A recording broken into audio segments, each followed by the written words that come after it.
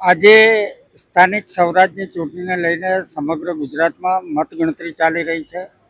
અત્યાર સુધી જે નવસારી જિલ્લાની જે માહિતી આવી રહી છે તેમાં તમામ છ તાલુકા પંચાયત, જિલ્લા પંચાયત અને મહાનગરપાલિકા અને ગંડેવી નગરપાલિકા પર ભારતીય જનતા પાર્ટીનો ભવ્ય વિજય થઈ રહ્યો છે. ભારતીય જનતા પાર્ટીના ઉમેદવારો ખૂબ મોટી જંગી બહુમતીથી જીતી રહ્યા છે એવા અહેવાલ મળી રહ્યા છે.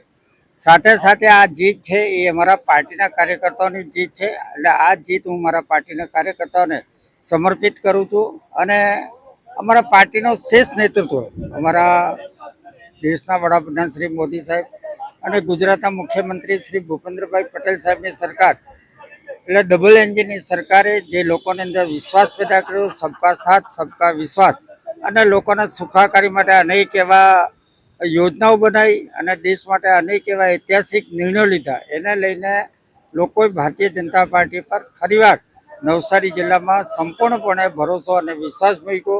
એના માટે નવસારી જિલ્લાની તમામ પ્રજાનો પણ હું આ તબક્કે ખૂબ ખૂબ આભાર માનું છું અને અભિનંદન કરું છું.